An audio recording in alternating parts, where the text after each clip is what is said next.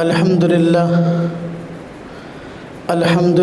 نحمدہ ونستعینہ ونستغفرہ ونؤمن بہ ونتوکل علیہ ونعوذ باللہ من شرور انفسنا ومن سیئات اعمالنا من یہدہ اللہ فلا مضل لہ ومن یضللہ فلا ہادی لہ ونشہد ان لا الہ الا اللہ وحدہ لا شریک لہ ونشہد ان سیدنا وسندنا ونبینا ومولانا محمدا عبدہ ورسولہ اما بعد فاعوذ باللہ من الشیطان الرجیم بسم اللہ الرحمن الرحیم اتبع ملت ابراہیم حنیفا قال النبی صلی اللہ علیہ وسلم احب الادیان الی اللہ الحنیفیۃ السمحہ آمنت باللہ صدق اللہ العظیم وصدق رسولہ النبی الکریم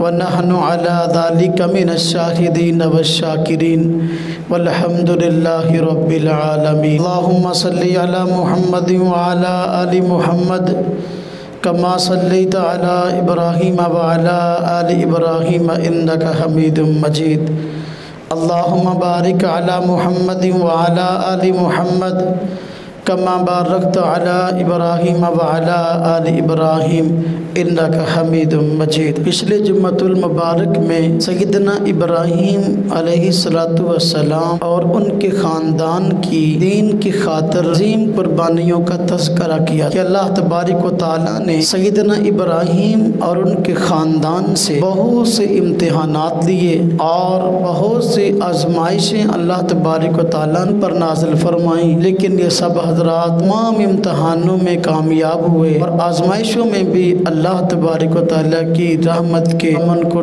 تھامے رکھا۔ قربانیاں تفصیل سے میں نے ذکر کی تھی، جیسا کہ سیدنا ابراہیم علیہ السلام کا سے معاشرے میں آنکھ کھولنا، جہاں سارے کے سارے لوگ شرک میں مبتلا تھے تو آپ نے وہاں توحید کی آواز لگائی۔ جہاں سارے لوگ شرک میں مبتلا ہوں توحید کی دعوت دینا ایک بہت بڑی آزمائش ہے، اور ابراہیم علیہ السلام اس امتحان اور آزمائش میں پورا اترے اور توحید کی دعوت کو نہ چھوڑا یہاں تک کہ اپنی ذمہ داری کو نبھایا۔ توحید کی دعوت کے نتیجہ میں علاقے والے مخالف ہو گئے، آزمائش تھی، آپ نے اس کو برداشت کیا، حتیٰ کہ گھر والے بھی آپ کے مخالف ہو گئے۔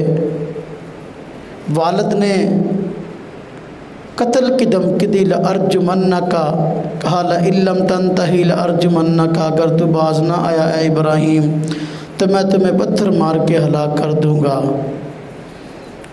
تو یہ بڑی آزمائش تھی، اور ابراہیم علیہ السلام اس آزمائش میں بھی ثابت قدم رہے، توحید کی دعوت کو نہ چھوڑا۔ وقت کی حکومت اور وقت کے حکمران آپ کے مخالف ہو گئے، یہ بھی بہت بڑی ایک آزمائش تھی کہ حکومت وقت سے ٹکر لینا پڑی، آپ پھر بھی ثابت قدم رہے اور آپ نے صبر کا دامن نہ چھوڑا، توحید کی دعوت کو نہ چھوڑا۔ لوگوں نے اس توحید کی دعوت کی وجہ سے آپ کو آگ میں ڈال دیا، یہ بھی آزمائش تھی، آپ نے صبر کیا، اللہ پاک نے اس آزمائش سے بھی آپ کو صحیح سالم نکال لیا۔ وہی آگ پہ حق میں ٹھنڈی ہو گئی۔ پھر آزمائش آئی کہ اپنے علاقے کو چھوڑنے کا حکم دیا، کافروں نے بہت تنگ کرنا شروع کر دیا تھا، علاقے سے ہجرت کا حکم ہو گیا۔ اپنے علاقے کو چھوڑنا، جہاں بندے کی پیدائش ہوئی، پرورش ہوئی، جوانی وہاں گزاری، بچپن وہاں گزارا، اس علاقے کو چھوڑنا بڑا مشکل ہوتا ہے۔ حضرت ابراہیم علیہ السلام نے یہ بھی برداشت کیا اور علاقے کو چھوڑ دیا۔ 100 سال تک آپ کے ہاں اولاد نہ ہوئی، اولاد کی نعمت سے محروم ہونا اللہ پاک کی طرف سے ایک آزمائش تھی۔ آپ اس آزمائش میں بھی ثابت قدم رہے۔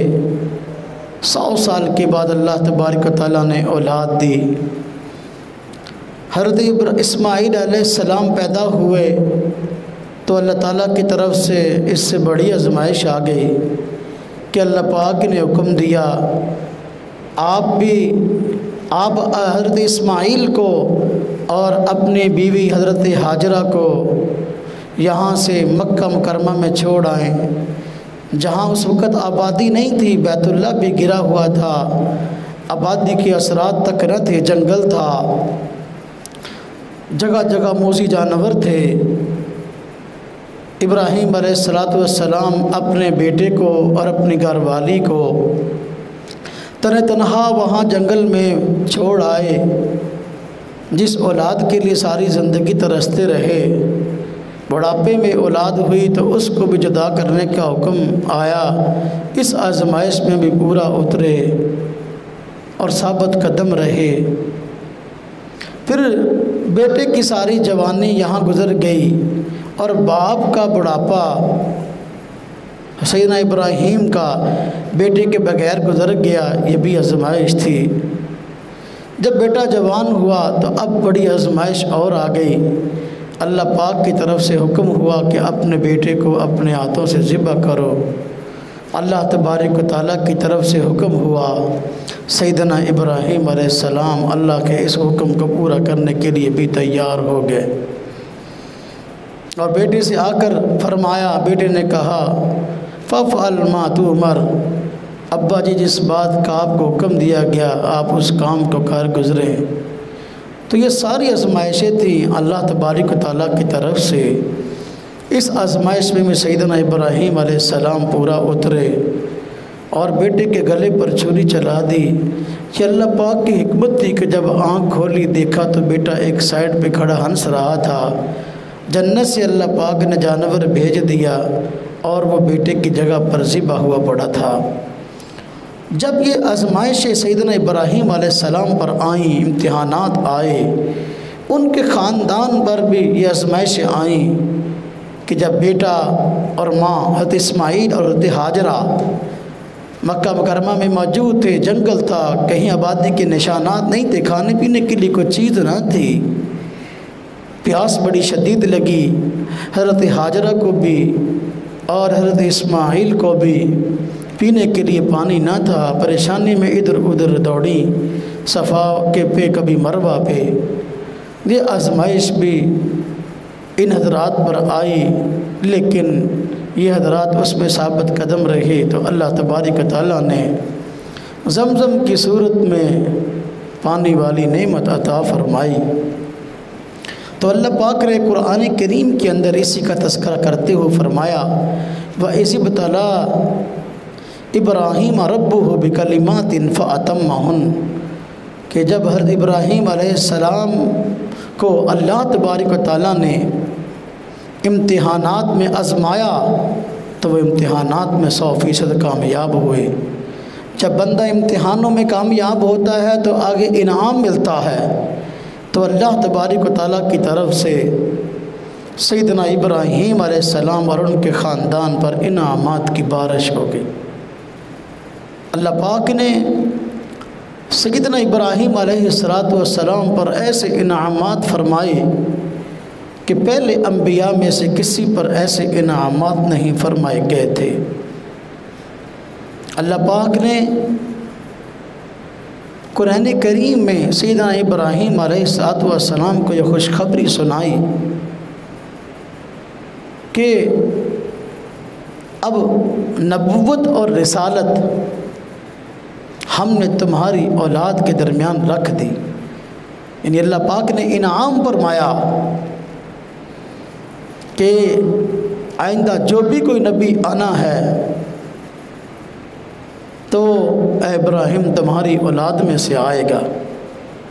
چنانچہ حضرت ابراہیم علیہ السلام خود نبی تو تھے ہی، جد الانبیاء ٹھہرے، انبیاء کے باپ، انبیاء کے دادا پردادا، آپ خود نبی تھے، اللہ پاک نے آپ کو بیٹا حضرت اسماعیل دیا تو وہ بھی نبی ہوئے، اللہ پاک نے بیٹا حضرت اسحاق دیا تو وہ بھی نبی تھے، اللہ پاک نے حضرت اسحاق کے ہاں بیٹا حضرت یعقوب دیا تو وہ بھی نبی تھے، حضرت یعقوب کے ہاں بیٹا حضرت یوسف دیا تو وہ بھی نبی تھے۔ تو نبیوں کا سلسلہ حضرت ابراہیم علیہ السلام کی نسل میں چل نکلا، یہاں تک کہ سینکڑوں نبی حضرت ابراہیم علیہ السلام کی اولاد میں پیدا ہوئے۔ تو اللہ تبارک و تعالیٰ نے حضرت ابراہیم علیہ السلام پر یہ انعام فرمایا کہ ان کو نبوت سے تو نوازا تھا، تو جد الانبیاء بنا دیا، وجعلنا فی ذریۃ النبوۃ، اللہ پاک نے فرما دیا کہ ہم نے ان کی اولاد میں نبوت کو طے کر دیا۔ تو جو نبی آتے رہے حضرت ابراہیم علیہ السلام کی اولاد میں آتے رہے۔ نبی ہونا ایک بہت بڑا اعزاز ہے، انسانیت میں سب سے بڑا مرتبہ نبی کا ہے۔ تو نبی ہونا بہت بڑی شان اور فضیلت ہے، لیکن اگر اللہ تعالیٰ کسی کو یہ فضیلت عطا فرما دے کہ وہ نبی بھی ہے اور نبیوں کے باپ بھی ہیں، ان کی نسل کے اندر سینکڑوں نبی ہیں، تو یہ بہت بڑا انعام ہے۔ آزمائشیں بہت بڑی آئی تھی، اس لیے اللہ تبارک و تعالیٰ نے جو انعامات حضرت ابراہیم علیہ السلام کو دیے تو وہ انعامات بھی بڑے بڑے تھے۔ حضرت ابراہیم علیہ السلام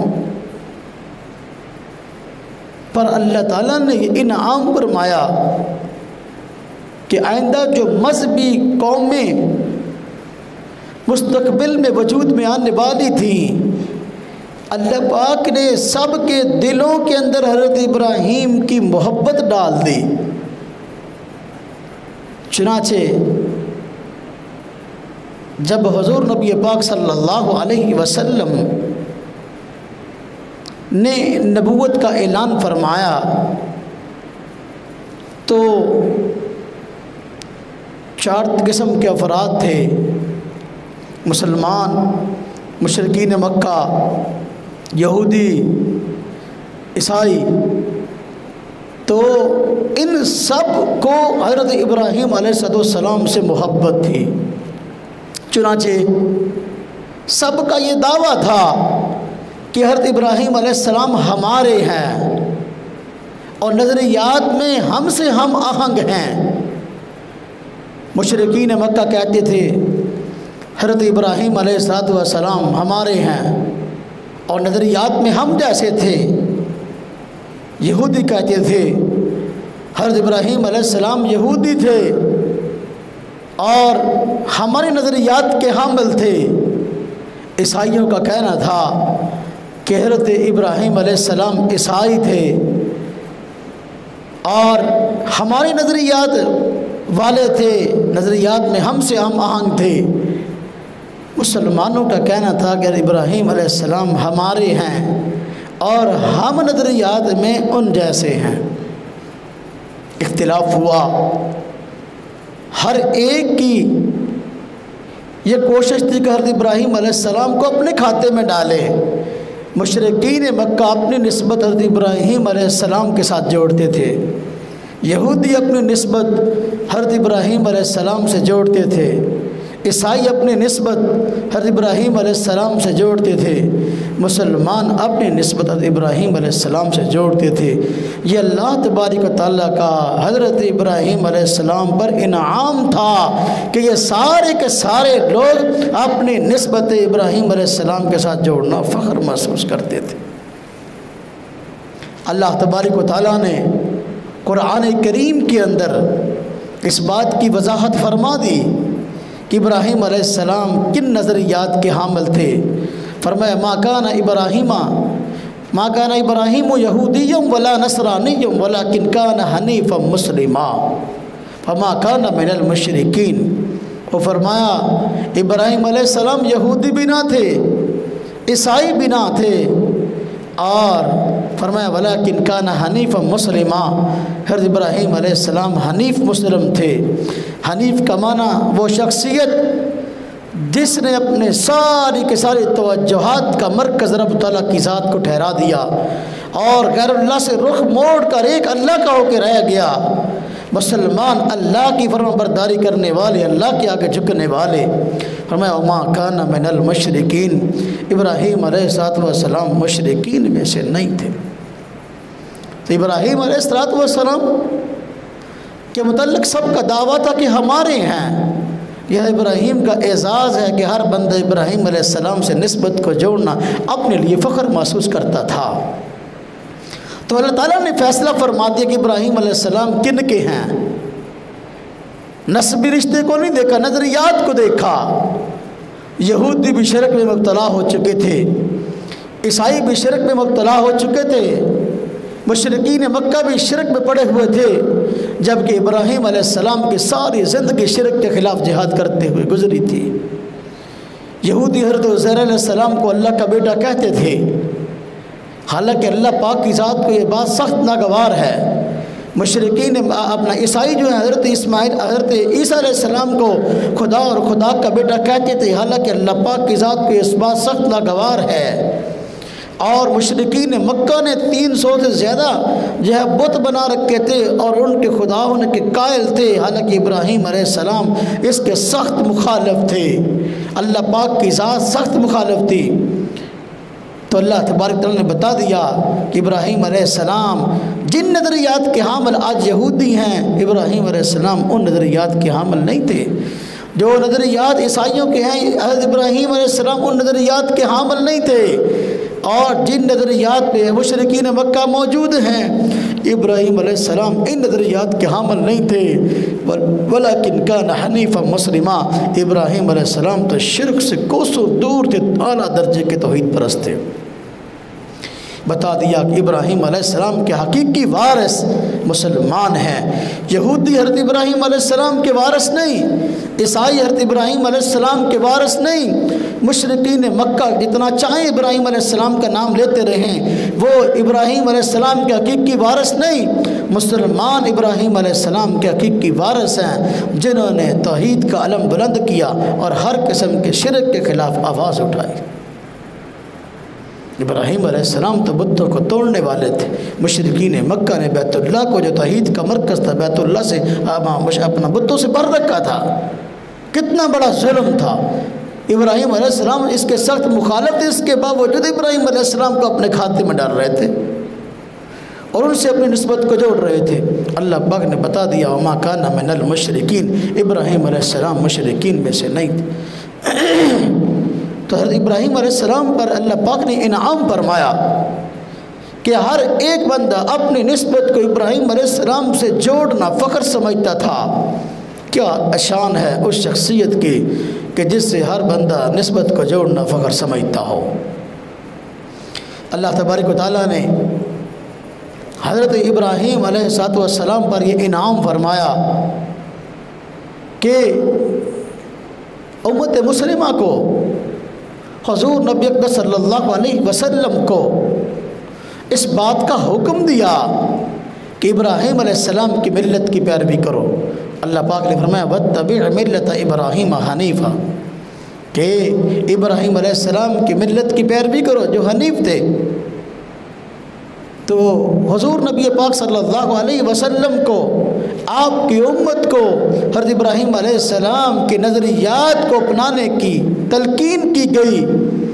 تو یہ ابراہیم علیہ السلام کا اعزاز ہے کہ نبی آخر الزمان اس دنیا میں لوگوں کی رہنمائی کے لیے آئے، لیکن لوگوں کی رہنمائی کے لیے نظریاتی آئیڈیل جو شخصیت دی گئی وہ ابراہیم علیہ السلام کی شخصیت کو دیا گیا، اور فرمایا کہ ان کی ملت کو سامنے رکھ کر آگے آپ دین کا کام کریں، اپنی امت کو بتائیں گے۔ تو ابراہیم علیہ السلام کے لیے بہت بڑے اعزاز کی بات تھی۔ حضرت ابراہیم علیہ السلام کے اللہ پاک نے ان پر ایک انعام یہ بھی فرمایا کہ بیت اللہ جس کی بنیادیں تک گر چکی تھی، اللہ پاک نے حکم دیا کہ اپنے بیٹے حضرت اسماعیل علیہ السلام کو ساتھ دے کر اس بیت اللہ کو تعمیر کرو۔ آج کوئی بندہ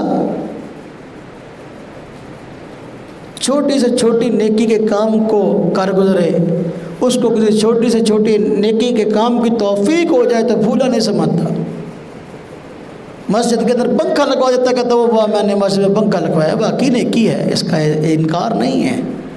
وہ جی فلاں بندے نے مسجد کے اندر قالین بچھوا دیا، فلاں بندے نے مسجد کے اندر جو ہے نا اتنی اینٹیں دے دی، فلاں بندے نے لینٹر ڈلوا دیا، تو یہ جتنی مسجدیں ہیں سب بیت اللہ کی شاخیں ہیں، اور بیت اللہ تمام مساجد کا مرکز ہے۔ آج کوئی بندہ 5 مرلے کی مسجد بناتا ہے تو بڑا خوش ہوتا ہے، واقعی خوش ہونا چاہیے، اعزاز کی بات ہے۔ اللہ پاک نے اس پہ خوشخبری سنائی ہے اپنے نبی صلی اللہ علیہ وسلم کی زبانی کہ من بنا للہ مسجدا بنى اللہ لہ بیتا فی الجنہ، جو اللہ کی رضا کے لیے مسجد بنائے گا اللہ تبارک و تعالیٰ جنت میں اس کا گھر بنائے گا۔ حضرت ابراہیم علیہ السلام کی کیا خوش بختی ہے کہ اللہ تعالیٰ نے ان کو بیت اللہ کی تعمیر کرنے کا حکم دیا، جو کہ تمام مساجد کا مرکز ہے۔ تمام مسجدیں بیت اللہ کی شاخیں ہیں، روحانی بیٹیاں ہیں۔ ایک مسلمان کے ایمان کا کنیکشن بیت اللہ سے جڑا ہوا ہے، محبتیں اور عقیدتیں یہ بیت اللہ سے جڑی ہوئی ہیں۔ اللہ تبارک و تعالیٰ نے حضرت ابراہیم علیہ السلام کو حکم دیا کہ اس بیت اللہ کو تعمیر کرو۔ چنانچہ حضرت ابراہیم علیہ السلام نے اپنے بیٹے حضرت اسماعیل علیہ السلام کو ساتھ لیا اور بیت اللہ کو تعمیر کیا۔ اب بیت اللہ کو تعمیر کرنا بہت بڑی سعادت تھی، بہت بڑا انعام تھا جو اللہ تبارک و تعالیٰ نے حضرت ابراہیم علیہ السلام پر فرمایا، اور یہ احساس اللہ پاک نے بیت اللہ کی تعمیر کا حضرت ابراہیم کو عطا فرمایا۔ جب بیت اللہ تعمیر ہو گیا کہ بڑے احساس کی بات تھی، بلکہ جب بیت اللہ تعمیر ہو رہا تھا اور حضرت ابراہیم علیہ السلام بیت اللہ کو تعمیر فرما رہے تھے، تو اللہ تعالیٰ کے پیغمبر حضرت ابراہیم علیہ السلام اس عظیم سعادت کے ملنے پر اللہ کا شکر ادا کر رہے تھے اور اللہ پاک سے دعائیں کر رہے تھے۔ وَإِذْ يَرْفَعُ قرآن پاک میں ہے نا، وَإِذْ يَرْفَعُ إِبْرَاهِيمُ الْقَوَاعِدَ مِنَ الْبَيْتِ وَإِسْمَاعِيلُ، فرما رہے تھے ربنا تقبل منا انک انت السمیع العلیم۔ بندہ بس اوقات کوئی نیکی کا کام کر گزرتا ہے، بس اوقات کو اس پہ اکڑتا ہے کہ یہ میں نے کیا، یہ میں نے کیا۔ حضرت ابراہیم علیہ السلام کی کیا عاجزی تھی، کیا جو ہے وہ پرہیزگاری تھی کہ بیت اللہ کو تعمیر کر رہے تھے اور اس پہ کوئی فخریہ بات نہیں فرمائی، بلکہ اللہ پاک سے دعا فرما رہے ہیں ربنا تقبل منا انک انت السمیع العلیم۔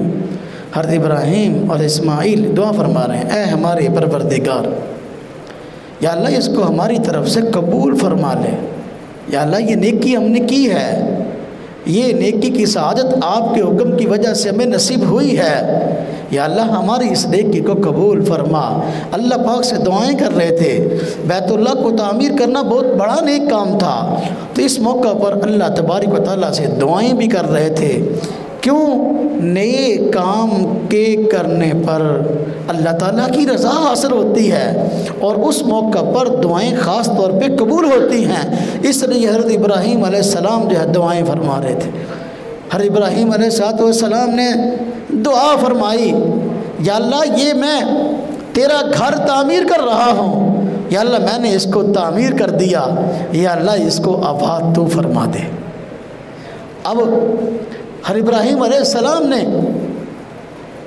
دعا کی یا اللہ اس گھر کو طواف کرنے والوں سے، رکوع سجدہ کرنے والوں سے آباد فرما دے، یا اللہ دنیا سے لوگ اس جگہ پر کھنچے چلے آئیں، خواہ کوئی سواریوں پر سوار ہو کے آئے یا پیدل چل کے آئے۔ اللہ تبارک و تعالیٰ نے حضرت ابراہیم علیہ السلام کی جتنی بھی دعائیں تھیں اللہ پاک نے ان کو شرف قبولیت عطا فرمایا، اور دعا انہوں نے کی تھی کہ اللہ اس گھر کو آباد فرما، یا اللہ اس گھر کی آباد کاری کے لیے لوگ دنیا سے کھنچے چلے آئیں۔ جب سے حضرت ابراہیم علیہ السلام نے بیت اللہ کو تعمیر کیا، اس وقت سے دنیا کے دلوں کے کنیکشن بیت اللہ کے ساتھ جڑ گئے، اور ایمان والوں کی یہ خواہش پیدا ہوئی کہ یا اللہ ہمیں بار بار حرمین کی حاضری نصیب فرما۔ ہر مسلمان کی یہ خواہش ہوتی ہے۔ آج جو بھی مسلمان ہے اس کے دل کی خواہش ہے کہ یا اللہ ہمیں بار بار بیت اللہ دیکھنا نصیب فرما، بار بار یا اللہ وہاں کی حاضری نصیب فرما۔ یہ حضرت ابراہیم علیہ السلام کی دعا کا نتیجہ ہے۔ بعض روایات میں آتا ہے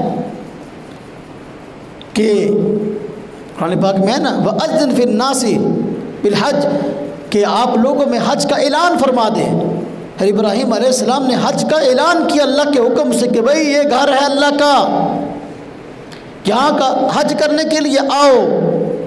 تو جن جن لوگوں نے اس آواز پر لبیک کہا اللہ تبارک و تعالیٰ ان لوگوں کو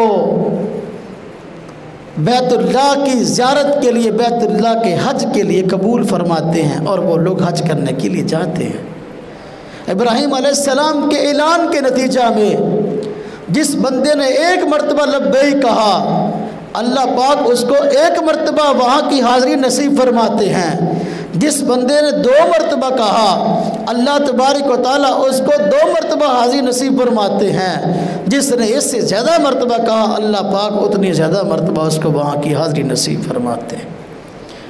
تو حضرت ابراہیم علیہ السلام نے بیت اللہ تعمیر ہوا تو دعائیں کی، دعاؤں میں یہ دعا تھی کہ یا اللہ دور دراز سے لوگ سفر کر کے یہاں آئیں۔ آپ دیکھ لیں جب سے بیت اللہ تعمیر ہوا اس وقت سے بیت اللہ اللہ کا گھر آباد ہے اور لوگ پوری دنیا سے اس جگہ پہ کھنچے چلے آتے ہیں۔ آج بھی الحمدللہ ہم دیکھتے ہیں حج بیت اللہ قریب آ رہا ہے اور پوری دنیا سے مسلمان سفر کر کر کے وہاں پہنچ رہے ہیں۔ ہمارے علاقے سے بہت سارے دوست گئے ہیں اور پوری دنیا سے لوگ جا رہے ہیں۔ یہ ابراہیم علیہ السلام کی انہی دعاؤں کا نتیجہ ہے کہ آپ نے دعائیں فرمائی تھی یا اللہ اس گھر کو طواف کرنے والوں سے آباد فرما۔ اب دیکھیں حج کے موقع پر حج کے لیے لوگ جاتے ہیں اور اس کے علاوہ پورا سال عمرہ کے لیے جاتے ہیں، تو بیت اللہ پورا سال لوگوں کی توجہات کا مرکز رہتا ہے اور وہاں لوگوں کے جانے کی ہر وقت خواہش رہتی ہے۔ یہ ابراہیم علیہ السلام کے دعاؤں کا نتیجہ ہے۔ ابراہیم علیہ السلام نے جب بیت اللہ کو تعمیر کیا تو اس وقت یہ بھی دعا فرمائی تھی کہ یا اللہ یہ تیرا گھر میں نے تعمیر کر دیا، یا اللہ اس گھر کی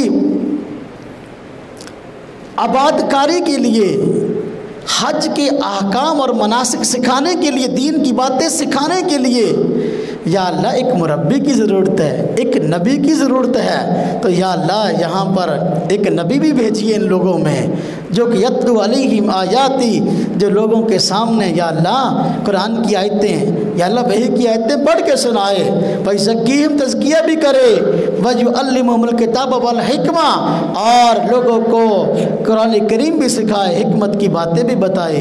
ابراہیم علیہ السلام نے دعا کی تھی کہ یا اللہ یہاں نبی بھی بھیجیے ان لوگوں کے اندر۔ اللہ پاک نے حضرت ابراہیم علیہ السلام کی دعا کو قبول فرما لیا اور اس دعا کے نتیجے میں حضرت نبی اقدس صلی اللہ علیہ وسلم کو اس علاقے میں اللہ پاک نے نبی اور رسول بنا کے بھیج دیا۔ اور آپ صرف مکہ والوں کے لیے تو نبی نہیں، سارے جہانوں کے لیے ہیں۔ ابراہیم علیہ السلام نے دعا کی تھی یا اللہ دور دراز کے علاقوں سے لوگ یہاں بات کرنے کے لیے چلے آئیں۔ اب شخصیت بھی ایسی چاہیے تھی، نبی بھی ایسا چاہیے تھا جو کہ پوری دنیا کے لیے آئیڈیل، پوری دنیا کی رہنمائی کرنے والا ہو، اس لیے اللہ پاک نے نبی بھی وہ بھیج دیے، حضرت نبی پاک صلی اللہ علیہ وسلم جو کہ پوری دنیا کے لیے، پورے عالم کے لیے شریعت لے کے آئے تھے۔ اس لیے اللہ پاک نے آپ کو مطلب فرمایا وَمَا أَرْسَلْنَاكَ إِلَّا كَافَةً لِلنَّاسِ کہ ہم نے آپ کو ساری کے ساری انسانیت کے لیے رسول بنا کے بھیجا۔ وَمَا أَرْسَلْنَاكَ إِلَّا رَحْمَةً لِلْعَالَمِينَ ہم نے آپ کو سارے جہانوں کے لیے رحمت بنا کے بھیجا۔ تو حضرت ابراہیم علیہ السلام کی دعا تھی کہ اللہ یہاں آپ نبی بھی بھیجیے جو کہ مکہ والوں کی رہنمائی کرے اور جو لوگ دین سیکھنا چاہتے ہیں ان کو دین کی بات بتائی جائے، تو اللہ تعالیٰ نے ابراہیم علیہ السلام کی دعا کو قبول کیا۔ کیا انعام ہے ابراہیم علیہ السلام پر کہ آپ نبی بھی ہیں، نبی الانبیاء بھی ہیں، آپ کی اولاد میں سینکڑوں نبی آئے اور سارے آپ باپ کے بعد آپ کی اولاد میں سے تھے۔ عظیم سعادت ہے کہ سب سے آخر میں نبی الانبیاء اور افضل الرسل، تمام انبیاء کے سردار حضرت محمد مصطفیٰ صلی اللہ علیہ وسلم تشریف لائے، اور وہ بھی حضرت ابراہیم علیہ السلام کی اولاد میں سے ہیں۔ کیا بڑا انعام ہے حضرت ابراہیم علیہ السلام پر، چونکہ قربانیاں اللہ پاک نے بڑی بڑی لی حضرت ابراہیم علیہ السلام سے، آزمائشیں بڑی بڑی بھیجی ابراہیم علیہ السلام پر، وہ ساری قربانیوں اور آزمائشوں میں پورا اترے، اس لیے اللہ پاک نے انعامات بھی بڑے بڑے کیے حضرت ابراہیم علیہ السلام پر۔ یہ کتنا بڑا انعام ہے کہ سارے نبیوں کے سردار خاتم النبیین حضرت محمد مصطفیٰ صلی اللہ علیہ وسلم بھی آپ کی اولاد میں آئے ہیں۔ حضرت اسماعیل علیہ السلام آپ کے بیٹے ہیں اور نبی ہیں، آپ کی اولاد میں حضرت نبی پاک صلی اللہ علیہ وسلم حضرت اسماعیل کی اولاد میں ہیں۔ آپ کا سلسلہ نسب حضرت اسماعیل سے پھر حضرت ابراہیم علیہ السلام سے جا جڑتا ہے۔ اس لیے آپ نے فرمایا ایک حدیث میں حضور نبی پاک صلی اللہ علیہ وسلم نے کہ میں اپنی والدہ کا خواب اور اپنے دادا حضرت ابراہیم کی دعا ہوں۔ ماں نے خواب دیکھا تھا، حضرت آمنہ نے خواب دیکھا تھا کہ غالباً ایک چاند ہے جو میری جھولی میں آ گرا، تو اس کی تعبیر حضور کا آنا تھا، تو فرمایا ماں کا خواب ہوں، اپنے دادا کی دعا ہوں۔ حضرت ابراہیم نے دعائیں کی تھیں، یا اللہ اس علاقے میں آپ نبی کو بھیجیے، تو اللہ تعالیٰ نے حضور نبی پاک صلی اللہ علیہ وسلم کو بھیجا۔ یہ حضرت ابراہیم علیہ السلام کے لیے اعزاز اور انعام تھا اور آپ کی دعاؤں کا نتیجہ تھا۔ اللہ پاک نے دعا کی، جب ابراہیم علیہ السلام حضرت ابراہیم نے دعا کی، جب بیت اللہ کو تعمیر کیا تو یا اللہ اس علاقے کو امن والا علاقہ بنا دے، یا اللہ یہاں لڑائی جھگڑا قتل و قتال نہ ہو، یا اللہ اس کو امن والا علاقہ بنا دے۔ اللہ تبارک و تعالیٰ نے اس دعا کو قبول فرما لیا۔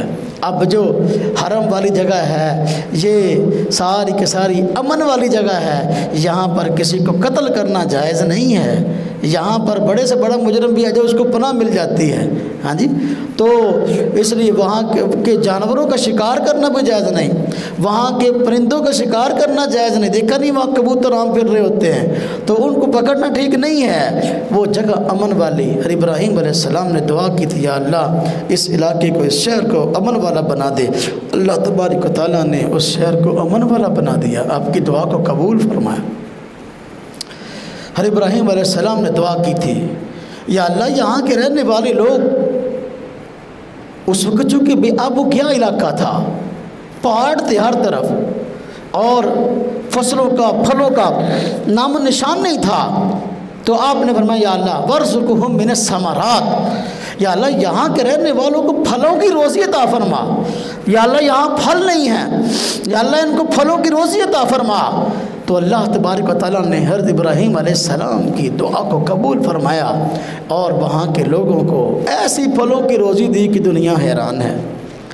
اعلیٰ سے اعلیٰ کھجوریں آپ کو وہاں سے مل جائیں گی، ہاں جی، سستی سے سستی بھی ہیں اور مہنگی سے مہنگی بھی ہیں، 5-5 ہزار روپے کی کلو کھجور بھی وہاں سے مل جاتی ہے۔ تو کتنی قیمتی کھجوریں وہاں پوری دنیا میں سپلائی ہوتی ہیں، پھر پوری دنیا میں وارزقہم من الثمرات۔ اب دیکھیں ہر سال کتنے لوگ ہیں جو حج کر کے آتے ہیں۔ اب حج کے لیے کوئی 35-40 لاکھ کا مجمع ہوگا جو وہاں اکٹھا ہوگا۔ ہر حاجی جب حج کر کے واپس لوٹے گا تو اپنے ساتھ کھجوریں لے کے آتا ہے، تو اپنے لیے بھی لے کے آتا ہے، اپنے رشتہ داروں کے لیے بھی لے کے آتا ہے، تو لاکھوں لوگ اپنے رشتہ داروں کے لیے کھجوریں لے کے آئیں گے۔ کتنا بڑا پھلوں کا ذخیرہ وہاں موجود ہے، اللہ پاک نے انتظام کر دیا۔ پھر یہ صرف حج کے لیے تو نہیں، پورا سال جو لوگ عمرہ کرنے کے لیے جاتے ہیں، عمرہ کر کے واپس آتے ہیں، تو ہم دیکھتے ہیں کہ ہر عمرہ کر کے آنے والا اپنے ساتھ کھجوریں لے کے آتا ہے۔ گھٹ تو گھٹ بھی لے کے آؤ تو 10-15 کلو ہوندیاں نے، گھٹ تو گھٹ بھی، ہاں جی، تو آپ دیکھ لیں پورا سال مکہ مکرمہ آباد رہتا ہے عمرہ کرنے والوں سے، اور لاکھوں لوگ وہاں بیک وقت موجود رہتے ہیں، اور واپسی پر لوگ لے کے آتے ہیں کھجوریں، تو کم نہیں ہوتی۔ اللہ تبارک و تعالیٰ کا یہ کتنا بڑا انعام ہے۔ حضرت ابراہیم نے دعا کی تھی وَارْزُقْهُم مِّنَ الثَّمَرَاتِ، یا اللہ یہاں کے رہنے والوں کو پھلوں کی روزی عطا فرما۔ تو وہاں کے لوگوں کو اللہ پاک نے ایسی پھلوں کی روزی عطا فرمائی کہ نہ صرف یہ کہ ان لوگوں کے لیے کافی بلکہ پوری دنیا والے اس کو استعمال کرتے ہیں۔ کیا اعزاز ہے، کیا شان ہے حضرت ابراہیم علیہ السلام کی۔ اور کھجوریں ہی نہیں، پوری دنیا کے اندر جو پھل کہیں بھی پیدا ہوتا ہے آپ کو مکہ مکرمہ سے مل جائے گا۔ مکہ مکرمہ یہ پھلوں کی عالمی منڈی ہے۔ پھل اگر امریکہ میں پیدا ہوا آپ کو مکہ میں مل جائے گا، پھل اگر چائنا میں پیدا ہوا تو آپ کو وہاں سے مل جائے گا، پھل اگر پاکستان میں پیدا ہوا آپ کو مکہ مکرمہ میں مل جائے گا، پھل انڈیا میں پیدا ہوا آپ کو مکہ مکرمہ میں ملے گا۔ مکہ مکرمہ کے اندر بڑی بڑی مارکیٹیں ہیں پھلوں کی، اور آپ اگر ساری مارکیٹیں پھر کے دیکھیں، اللہ آپ کو لے جائے سب کو، تو وہاں آپ دیکھیں گے حیران ہوں گے کہ دنیا کا کوئی پھل ایسا نہیں جو وہاں پہ موجود نہ ہو، ہر ملک کا پھل ہے۔ تو ابراہیم علیہ السلام نے دعا کی تھی وَارْزُقْهُم مِّنَ الثَّمَرَاتِ، یا اللہ یہاں کے لوگوں کو پھلوں کی روزی دے۔ تو اللہ پاک نے نہ صرف یہ کہ پھلوں کے معاملے میں مکہ مکرمہ کو خود کفیل بنایا، پوری دنیا کی پھلوں کی عالمی منڈی مکہ مکرمہ کو بنا دیا۔ ابراہیم علیہ السلام کے دعاؤں کا نتیجہ ہے۔ آپ دیکھیں ابراہیم علیہ السلام ان کے خاندان پر اللہ پاک نے کتنے انعامات فرمائے۔ وقت بہت تھوڑا رہ گیا۔ آپ دیکھیں حضرت ابراہیم علیہ السلام پر اللہ پاک نے انعام یہ فرمایا کہ آب زمزم اللہ پاک نے اتنی بڑی مقدار کے اندر وہاں سے نکال دیا کہ دنیا کے کسی بھی خطے میں پانی کا اتنا بڑا ذخیرہ موجود نہیں ہے جتنا بڑا ذخیرہ وہاں آب زمزم کی صورت میں موجود ہے۔ اور یہ بھی ابراہیم علیہ السلام ان کے خاندانوں کی قربانی کی نتیجہ ہے۔ ابراہیم علیہ السلام نے قربانی دی تھی اللہ کے حکم پر، اپنے بیٹے کو اور بیوی کو یہاں مکہ مکرمہ والی جگہ چھوڑ آئے تھے۔ یہاں پر کوئی آبادی نہ تھی، جنگل تھا، اور کھانے پینے کے لیے کوئی چیز نہ تھی۔ حضرت ہاجرہ حضرت اسماعیل اکیلے تھے، پیاس سے پانی میں تڑپ رہے تھے۔ ہاں جی، صفا اور مروہ پر حضرت ہاجرہ چکر لگا رہی تھی پریشانی کے اندر، تو اللہ تبارک و تعالیٰ نے انعام کیا کہ وہاں سے پانی کا چشمہ نکال دیا۔ حالانکہ دوڑی تو حضرت ہاجرہ تھی، پریشان تو حضرت ہاجرہ تھی، روئے تو حضرت اسماعیل تھے۔ اگر ان کی پیاس بجھا دی جاتی تو ضرورت کے درجے میں تو کافی تھا، لیکن پریشان وہ ہوئے، قربانی ان حضرات نے دی۔ اللہ تبارک و تعالیٰ نے اس آب زمزم کی برکتیں ہم سب کو عطا فرما دی۔ آج دیکھ لیں پوری دنیا کے اندر آب زمزم سپلائی ہو رہا ہے۔ دنیا کا کوئی اتنا بڑا پانی کا چشمہ کنواں ذخیرہ موجود نہیں ہے جتنا بڑا ذخیرہ یہ ہے۔ عجیب معاملہ ہے۔ میں اللہ پاک نے کئی مرتبہ عمرہ کو جانے کی سعادت دی تو وہاں جا کے بڑے حیران ہوتے ہیں، دیکھتے ہیں سعودی حکومت کی طرف سے آب زمزم کا بڑا وسیع انتظام ہوتا ہے۔ وہاں پورے حرم کے اندر مکہ مکرمہ میں بھی اور ادھر مدینہ شریف کے اندر بھی جگہ جگہ پانی کے کولر جو ہے نا، بڑے بڑے کولر خوبصورت جو ہے وہاں آب زمزم کے بھر کے رکھے ہوئے ہیں، اور ٹھنڈے پانی کا بھی کولر موجود ہے اور گرم پانی کا بھی، تاکہ بندے نے جس طرح کا پینا ہے اس طرح کا پی لے، مکس کر کے پینا تو اس طرح کا پی لے۔ ہزاروں کولر پانی کے دستیاب ہیں، اور ان کولروں کو بھرنے والے ہزاروں ورکر ہیں جن کی تنخواہ سعودی حکومت بھرتی ہے۔ اس ایک آب زمزم کے پہنچانے میں اربوں نہیں کھربوں روپیہ سعودی حکومت کا خرچ ہو رہا ہے آب زمزم کو دنیا میں پہنچانے کے لیے۔ اب دیکھیں وہاں جتنے لوگ موجود ہیں حج کے لیے جاتے ہیں، عمرہ کے لیے جاتے ہیں، تو جتنا بھی چاہے آب زمزم بھر لیں، پی لیں، کوئی پابندی تو نہیں ہے نا، جتنا چاہے۔ اور جو لوگ اپنا نماز پڑھنے آتے ہیں تو وہاں سے بھر کے لے آتے ہیں بوتلوں کے اندر، اور ہوٹلوں میں جا کر بھی اس کو استعمال کرتے ہیں۔ پھر جب بندہ مدینہ شریف آتا ہے نا تو بس جس کو نہیں پتا تو پریشان ہوتا ہے، بس اوقات آب زمزم کی بوتلیں بھر کے نا مدینہ شریف لے آتا ہے اور یہ سمجھتا ہے کہ یار وہاں تک ملے گا نہیں تو لہذا یہیں سے لے جائیں، تو وہاں جاتا ہے تو وہاں پہ جا کے حیران ہوتا ہے مکہ مکرمہ کا مدینہ طیبہ کا فاصلہ سینکڑوں میل ہے، لیکن سعودی حکومت نے اتنا بڑا انتظام کیا کہ مسجد نبوی کے اندر بھی جس بندے کا جتنا جی چاہے آب زمزم استعمال کرے، ہزاروں کولر وہاں دستیاب ہے، ہزاروں ورکر وہاں پر جو ہے اس ڈیوٹی پر موجود ہے۔ مدینہ شریف کے اندر بھی آب زمزم بڑی وسیع جو ہے وہ مقدار میں موجود ہوتا ہے، جتنا چاہے کو پی لے، بھر کے اپنے ساتھ لے کے جانا تھا تو بھر لے، ہوٹلوں میں لے جائے۔ اور جو مکہ مکرمہ والے ہیں اور مدینہ شریف والے، تو یہ منرل واٹر کی کیا حیثیت ہے آب زمزم کے مقابلہ میں، تو وہ اپنے گھروں کے اندر تقریباً یہی استعمال کرتے ہیں۔ میں حیران ہوا مدینہ شریف کے اندر یعنی مسجد نبوی کے علاوہ بھی جو بڑی بڑی مسجدیں ہیں، جس طرح کہ مسجد ذو القبلتین ہے، مسجد قباء ہے، اور پہاڑ کے پاس مسجد ہے، اور بڑی بڑی مساجد جو وہاں موجود ہیں، وہاں کی بڑی بڑی مساجد کے اندر بھی آب زمزم موجود ہے۔ یعنی سعودی حکومت نے بڑی بڑی مساجد کے اندر بھی آب زمزم کے کل رکھا ہوا ہے، تو اللہ پاک کی طرف سے اتنا بڑا ذخیرہ جو ہے پانی کا نکال دیا۔ یہ ابراہیم علیہ السلام کی عظیم قربانیوں کا نتیجہ ہے، ان کے خاندان کی قربانیوں کا نتیجہ، اللہ پاک نے اتنا بڑا انعام فرما دیا۔ دیکھو نا، پیاسے کو پانی پلانا بہت بڑی نیکی ہے۔ پیاسے کو کتنے لاکھوں لوگ ہیں جو ایک دن میں اس آب زمزم کا پانی استعمال کرتے ہیں، کیا اس کا اجر اور ثواب حضرت ابراہیم علیہ السلام اور ان کے خاندان کو نہ جاتا ہوگا؟ بالکل جاتا ہوگا۔ تو ابراہیم علیہ السلام سے اللہ پاک نے قربانیاں بڑی بڑی لیں، اس لیے انعامات بھی بڑے بڑے فرمائے کہ بندہ حیران ہو جاتا ہے۔ بعض سے دنیا سے بڑے بڑے سائنسدان بلائے گئے جنہوں نے تحقیق کی کہ دیکھو بھی یہ جو کنواں ہے زمزم کا، تو اس کے نیچے پانی کا کیا حساب ہے۔ وہ دیکھ کر حیران ہو گئے، انہوں نے کہا یہ یہاں حساب ہی کوئی نہیں ہے، ہم اندازہ ہی نہیں کر سکتے کہ یہاں زمین کی تہ میں اتنا پانی ہے کہاں سے، حالانکہ پورے عرب کے اندر، آپ غور کریں، عرب کے ہر علاقے کوئی نہ کوئی مسائل ہوتے ہیں، تو عرب کے مسائل میں ایک بڑا مسئلہ کہ وہاں پانی کی قلت ہے، وہاں پانی کی قلت ہے۔ آپ عرب مالک جو ساس امارات ہے وہاں چلے جائیں، سعودیہ چلے جائیں، تو پانی کی قلت ہے وہاں پر، پانی کے ٹینکر جو ہے نا پانی بھرتے ہیں آ کر، اور زمین سے پانی بہت نیچے ہے، اور ہے بھی تو بہت گرم بسا اوقات ہے وہاں، چونکہ خط استوا کے قریب ہے تو پریشانی زیادہ ہے۔ تو پانی وہاں عام حالات میں جو آب زمزم استعمال نہ کرے اس کو منرل واٹر استعمال کرنا پڑتا ہے۔ وہاں پر تقریباً جس ریٹ پہ پیپسی ملتی ہے اس ریٹ پہ منرل واٹر ملتا ہے، تو بندے بس اوقات پیسے بچاتے ہیں، کہتے ہیں چلو منرل واٹر کیا لینا، پیپسی لے لو، تو پیپسیاں پی پی کے جو ہے نا لوگوں کا پھر ہاضمہ خراب ہو جاتا ہے۔ تو پانی کا بڑا مسئلہ ہے وہاں سعودیہ کے اندر۔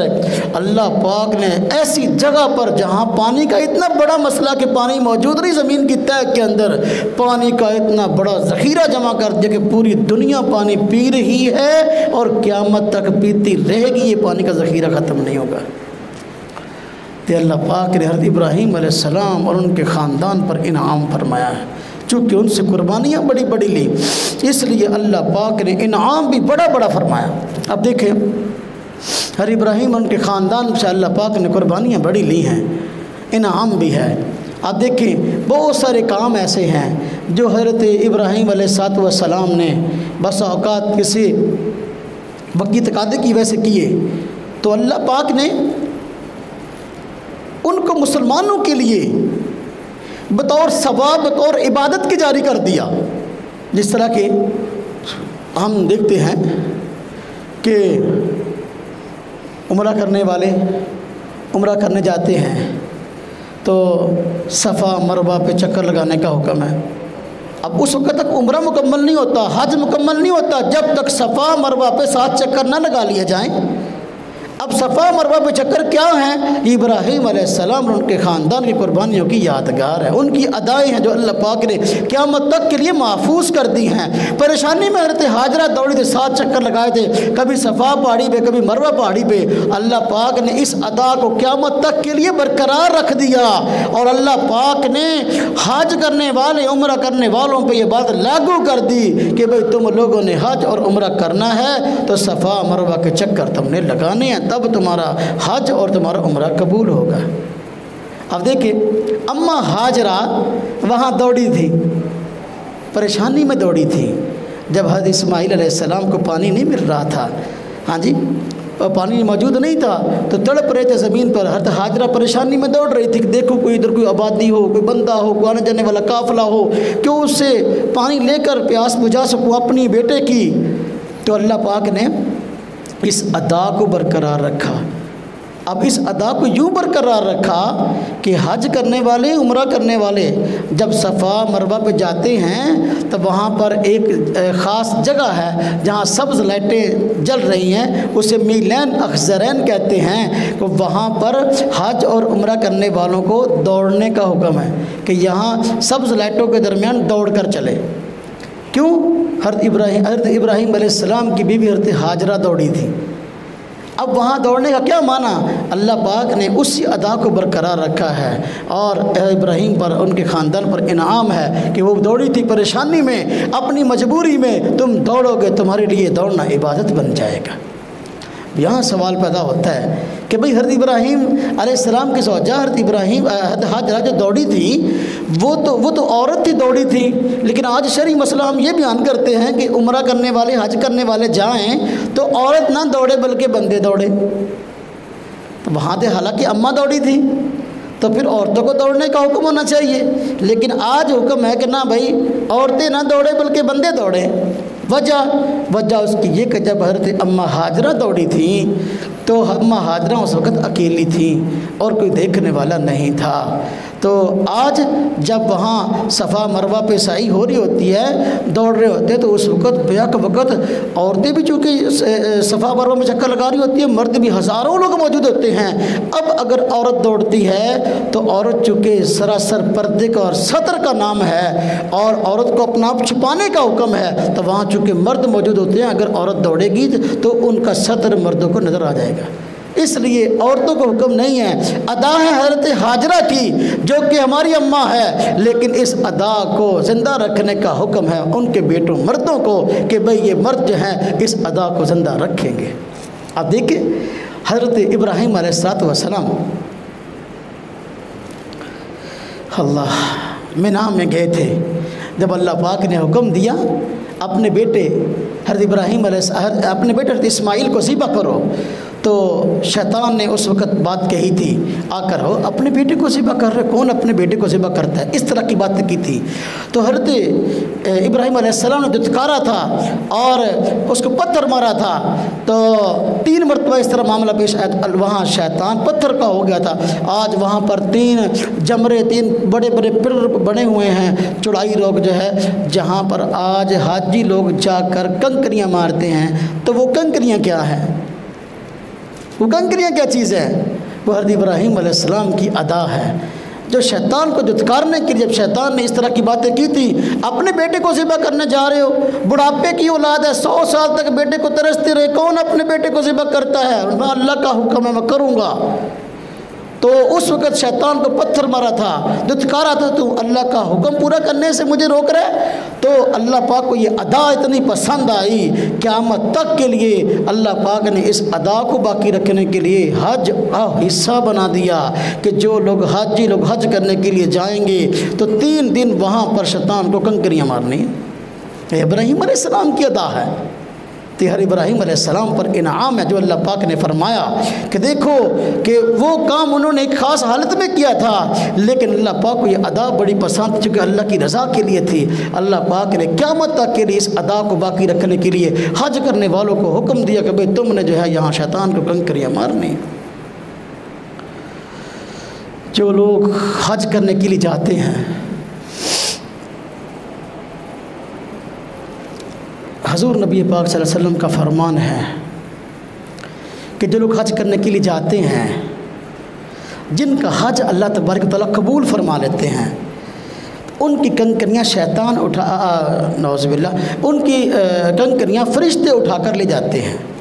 فرمایا جن کا حج قبول نہیں ہوتا ان کی کنکریاں وہاں پڑی رہ جاتی ہیں۔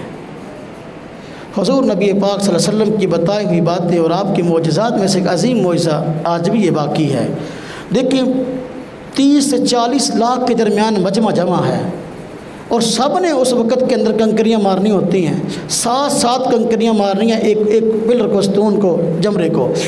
تو وہاں تو کنکریوں کے بڑے بڑے پہاڑ بن جانے چاہیے، لیکن تھوڑی سی کنکریاں بڑی ہوتی ہیں، باقی کہاں جاتی ہیں؟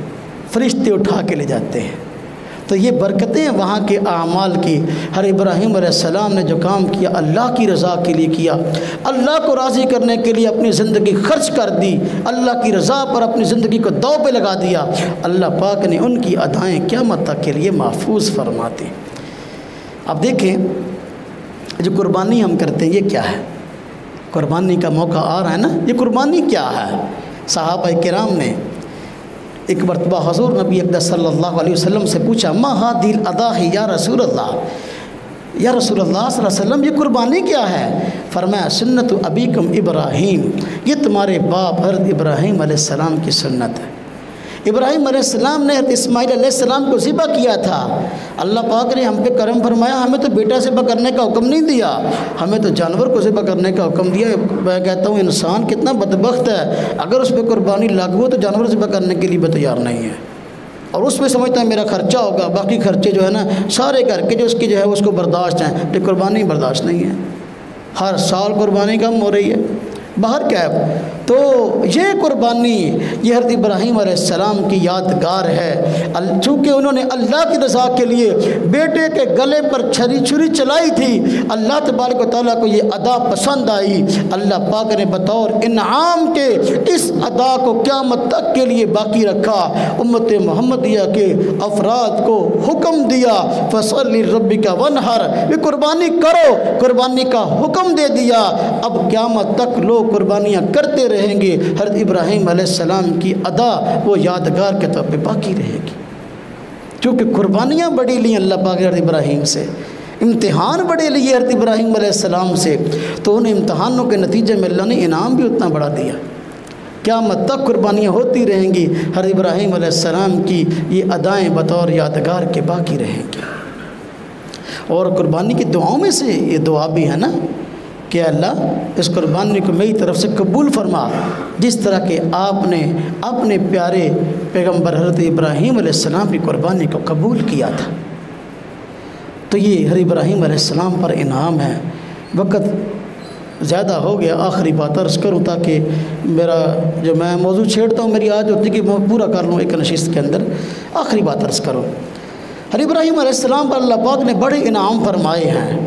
انعامات میں سے ایک انعام یہ بھی ہے کہ آج مسلمان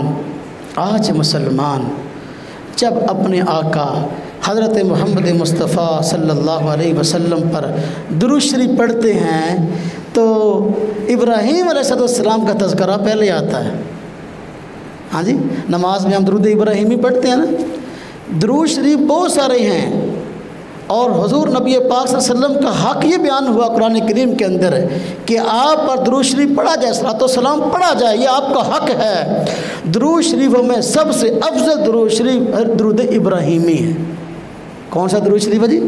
اس لیے وہ نماز میں پڑھا جاتا ہے۔ اعمال میں سب سے افضل عمل نماز ہے، اور نماز کے اندر درود ابراہیمی پڑھا جاتا ہے، اس لیے درود شریف میں سب سے افضل درود ابراہیمی ہے۔ اب دیکھیں حضرت ابراہیم علیہ السلام پر اللہ پاک نے کیا انعام فرمایا کہ قیامت تک آنے والے انسان اپنی نماز کے اندر پڑھتے رہیں گے، پڑھتے رہے ہیں اور پڑھ رہے ہیں کیا اللہم صلی علی محمد وعلی آل محمد کما صلیت علی ابراہیم وعلی آل ابراہیم انک حمید مجید۔